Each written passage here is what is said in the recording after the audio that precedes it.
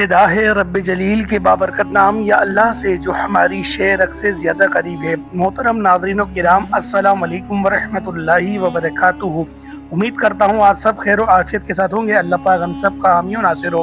آج کی اس ویڈیو میں جو عمل میں آپ کی خدمت میں لے کر حاضر ہوا ہوں، اگر آپ لوگ سر جھکا کے سینے پر ہاتھ رکھ کر اور سورۃ الکوثر کو بتائے گئے طریقے کے عین مطابق کر لیں گے تو انشاءاللہ العزیز رات کو سوئیں گے، صبح تک آپ کی ہر حاجت پوری ہو جائے گی۔ میرے بھائیوں، یہ مکمل عمل ہے، یہ جامع تسبیح ہے، اور اس طرح کا یہ عمل ہے کہ یہ آپ لوگوں کو اسی طریقے سے کر کے دے گا جس طرح سے میں آپ کو بتانے لگا ہوں۔ بس آپ لوگوں نے ویڈیو کو اینڈ تک دیکھنا ہے اور وظیفے کو آپ نے دھیان سے سمجھنا ہے، کیونکہ میرے بھائیوں، ربیع الاول شریف کا مہینہ ہم لوگوں کے درمیان آ گیا ہے۔ یہ وہ مہینہ ہے جس مہینے کے اندر نبی پاک صلی اللہ علیہ وآلہ وسلم کی ولادت باصحابت ہوئی تھی۔ تو لہٰذا آپ لوگوں نے اس مہینے کے اندر اس عمل کو لازمی کرنا ہے، اور یہ ویسے بھی سورۃ الکوثر کا عمل ہے۔ اِنَّا أَعْطَيْنَاكَ الْكَوْثَرَ، بے شک ہم نے آپ کو بے شمار خوبیوں سے نوازا، بے شمار نعمتوں سے نوازا، یعنی کہ کوثر بھی عطا کری۔ تو اس طرح سے بہت ساری اس کی تفسیر بنتی ہے۔ میرے بھائیوں، اتنی مکمل اور جامع تسبیح ہے کہ آپ لوگوں نے میرے بتائے گئے طریقے کے عین مطابق کر لیا تو آپ لوگ جو مانگیں گے اللہ پاک آپ کو اسی طرح سے عطا کر دے گا۔ لیکن اگر آپ لوگ اس خاص ترتیب کو سمجھنے سے قاصر رہے، یعنی کہ آپ لوگ سمجھ نہ پائے، تو میرے بھائیوں کس طرح سے آپ لوگ اس عمل کو کریں گے آپ خود سوچیں۔ تو میرے بھائیوں، آپ نے کرنا کیا ہے، آپ نے سورۃ الکوثر پڑھنی ہے، اور اس عمل کو آپ لوگ رات سونے سے پہلے بھی کر سکتے ہیں، یعنی کہ عشاء کی نماز کے بعد، اور اس کا اچھا ٹائم ویسے مغرب کی نماز کے بعد کا ہے، یعنی کہ سورج ڈوب جائے اس وقت کریں گے تو زیادہ بہتر ہے، اور سورج کے نکلتے وقت کریں گے تو اور زیادہ بہتر ہوگا۔ یعنی کہ 2 وقت اگر آپ لوگ اس عمل کو کرتے ہیں، صرف آپ کی 10 دن کی محنت ہے یا 15 دن کی محنت ہے، جتنے دن کی بھی آپ محنت کرنا چاہیں آپ کر لیں۔ یوں تو یہ عمل پورے سال بھی کیا جا سکتا ہے، لیکن آپ لوگوں نے اس دن میں لازمی کرنا ہے، کیونکہ یہ وہ ایام ہیں، یہ وہ گھڑیاں ہیں، یہ وہ مبارک گھڑیاں ہیں کہ آپ لوگ اگر ان گھڑیوں کے اندر اس عمل کو کر لیتے ہیں تو میرا اللہ آپ کو ضرور عطا کرے گا۔ تو لہٰذا عمل آپ لوگوں نے لازمی کر لینا ہے۔ جو کوئی بھی تنگ دستی کا شکار ہے، اس کا کاروبار نہیں چل رہا، وہ اپنا سر پٹک رہا ہے، وہ خودکشیوں کی طرف جا رہا ہے، اگر اس طرح کے معاملات آپ کے ساتھ آ رہے ہیں تو آپ لوگوں نے لازمی اس عمل کو ایک بار کر کے دیکھ لینا ہے۔ میرے بھائیوں، ایک بار آپ لوگ اللہ سے لو لگا کے تو دیکھیں، اور اس کیفیت سے مانگ کے تو دیکھیں کہ تم ہی سے مانگے تم ہی دو گے، تمہارے ہی در سے لو لگی ہے۔ جب آپ لوگ اس طرح سے اپنی کیفیت رکھیں گے، اللہ پاک پر کامل یقین رکھیں گے، تو کیسے ہو سکتا ہے کہ جو اللہ خود فرماتا ہے کہ ہے مجھ سے مانگنے والا، ہے کوئی مجھ سے مانگنے والا، ہے کوئی بھلائی چاہنے والا، ہے کوئی ایسا جو مجھے مانگے اور میں اسے عطا کروں۔ تو لہٰذا آپ لوگ اس عمل کو لازمی کر لیں۔ اگر آپ لوگ اس عمل کو تہجد کے بعد کریں گے تو یہ زیادہ افضل رہے گا، یہ زیادہ اچھا عمل رہے گا۔ بعض لوگ کہتے ہیں تہجد کی نماز تو فرض نماز نہیں ہے، تو اس نماز پہ اتنا زور کیوں دیا جاتا ہے؟ میرے بھائیوں، میرے پیارے بھائیوں، آپ لوگ خود ذرا سوچ کے تو دیکھیں، اپنے دل پہ ہاتھ رکھ کے تو سوچیں، جو نماز فرض تھی وہ نماز تو پڑھنی ہی پڑھنی ہے، اس نماز کے اندر تو کوئی گنجائش ہی نہیں ہے۔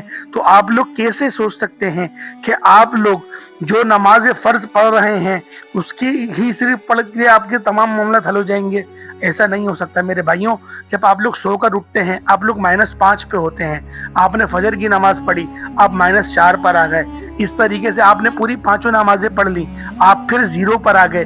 اس کے بعد میرا رب فرماتا ہے کہ اب بتا تو نے میرے لیے کیا کرا، وہ تو فرض تھی، میں نے تجھے پیدا ہی اپنی عبادت کرنے کے لیے کیا تھا، اور تو نے وہ عبادت تو کر لی جو تیرا تجھے بنانے کا مقصد تھا، تجھے پیدا کرنے کا مقصد تھا، اب مجھے بتا تو کیا چاہتا ہے۔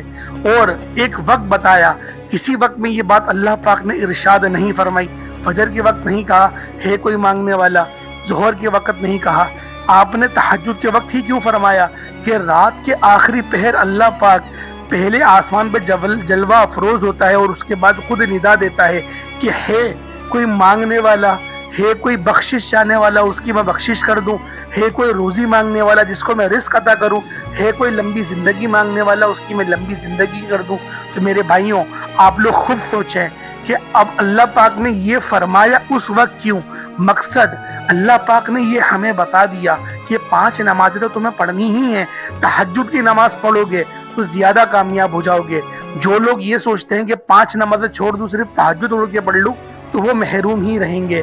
آپ نے 5 نمازیں تو پڑھنی ہی ہیں، اس کے علاوہ تہجد کی نماز بھی پڑھیں، اس کا معمول بنائیں، یقین کریں آپ کے چہرے پر نور آنے لگے گا، آپ کی روحانیت بڑھنے لگے گی، آپ کی دنیا میں معاشرے میں آپ کی اتنی عزت ہوگی آپ لوگ خود حیران رہ جائیں گے۔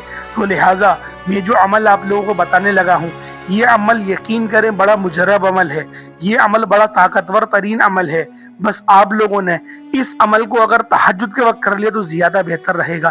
لیکن میرے بھائیوں آپ نے اللہ پاک پر مکمل بھروسہ رکھے، اللہ پاک پر کامل یقین رکھتے ہوئے ہی آپ لوگوں نے اس وظیفے کو کرنا ہے۔ عمل کیا ہے؟ سورۃ الکوثر آپ لوگوں نے پڑھنی ہے، لیکن اس کا ایک خاص طریقہ ہے، اس کی ترتیب کو ذرا ملاحظہ کر لیں۔ سب سے پہلے آپ لوگ ایک بار پڑھیں گے اعوذ باللہ من الشیطان الرجیم بسم اللہ الرحمن الرحیم۔ اعوذ باللہ اور بسم اللہ کو ایک بار پڑھ لیں گے، اچھی طرح سے پڑھیے گا، کوئی غلطی نہیں کریے گا، آرام آرام سے رک رک کے صبر کر کے پڑھیے گا، کیونکہ میرے بھائیوں یہ وہ مجرب گھڑیاں ہیں جن گھڑیوں کے اندر اللہ پاک نے اپنے پیارے حبیب کو جلوہ افروز فرمایا اور دین کو اتنی مضبوطی عطا کری اور پوری دنیا کو دین اسلام سے مشرف فرمایا، اور جو بیٹیوں کو زندہ دفنایا جا رہا تھا ان کے اوپر پوری سخت مخالفت ہوئی، اور اللہ کے رسول نے اس رواج کو، اس رسم کو نیست و نابود کر دیا، اور جو لوگ ایسا کرتے تھے ان لوگوں کی بھی آنسو نکلوائے، ان کو بتایا کہ بیٹی کی فضیلت کیا ہوتی ہے۔ تو آپ لوگ خود سوچیں اس معاشرے کو، جس معاشرے کے اندر ننگا لوگ طواف کرتے تھے، جس معاشرے میں لوگ اپنی ماں کے ساتھ زنا کرتے تھے، اس معاشرے کے اندر نبی پاک نے زندگی گزار کے بتائی اور دین کا بلبالا کرا، اور جب آپ نے اعلان نبوت فرمایا تو سب لوگ آپ کو چھوڑ کے ہی چلے گئے۔ لیکن آپ دیکھیں ہمارے نبی کی استقامت کہ جو قریب تھے، جنہوں نے پوری زندگی کو دیکھا۔ آپ جب نبی پاک کا بچپن پڑھیں گے، جب آپ نبی پاک کی سیرت پڑھیں گے، آپ لوگ حیران رہ جائیں گے کہ دور دور جگہوں سے لوگ آتے تھے، نبی پاک کے ننھے ہاتھوں کو پانی میں ڈالتے تھے اور وہ پانی اپنے بچوں کو پلاتے تھے، ان کو شفا ہو جاتی تھی۔ جب اتنا مانگنے والے تھے وہ نبی پاک کو، اور اس کو خوش قسمت بچہ کہتے تھے، اور اتنا ان کو، ایک تو اللہ پاک نے ان کو اتنی نورانیت عطا فرمائی تھی ہمارے نبی پاک کو کہ بیان نہیں کی جا سکتی، اتنے آپ خوبصورت تھے۔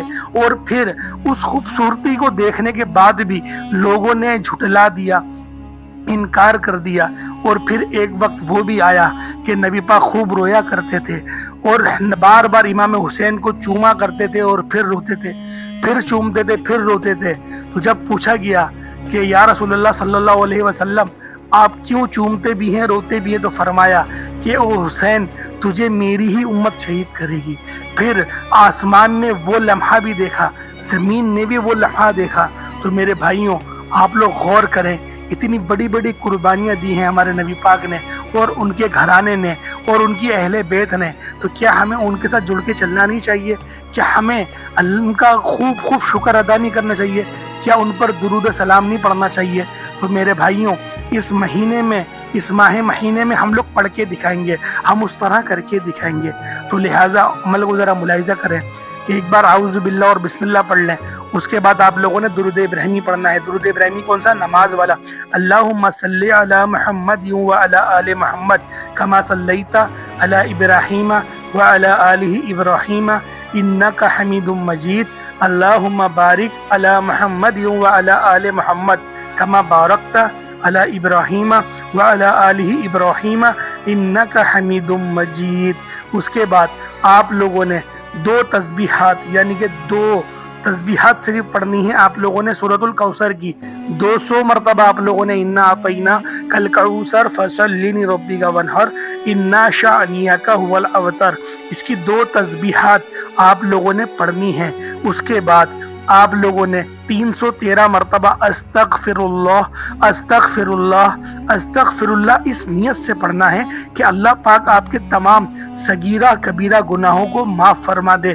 اس کے بعد आप लोगों ने दोबारा से 11 बार, 3 बार, 7 बार, जितनी बार भी आपने अव्वल दुरूद इब्राहिमी पढ़ा उतनी बार ही आप लोग आखिर में भी दुरूद इब्राहिमी पढ़ लेंगे। तो मेरे भाइयों, उम्मीद करता हूँ आज की वीडियो आपको अच्छी लगी होगी। वीडियो अच्छी लगी तो वीडियो को लाइक करें। अगर आप लोग हमारे चैनल पर नए हैं, चैनल को ज़रूर सब्सक्राइब करें, बेल आइकन पे प्रेस करें। और जो हजरात भी, जो ख़वातीन भी, जो मेरी माएँ बहनें, जो मेरे भाई, जो भी मुझसे कहते हैं दुआ के लिए, अल्लाह पाक उन सब की नेक हाजतों को पूरा फरमाए। अल्लाह पाक उन सब को कामयाबी अता फरमाए। जो लोग बीमार हैं, अल्लाह पाक उन सब को शिफाए कुल्ली अता फरमाए। अल्लाह पाक हर किसी के माँ बाप को सलामत रखे। हम सब के ईमान की हमें हिफाजत करने की तौफीक अता फरमाए। अस्सलामु अलैकुम व रहमतुल्लाहि व बरकातुहू।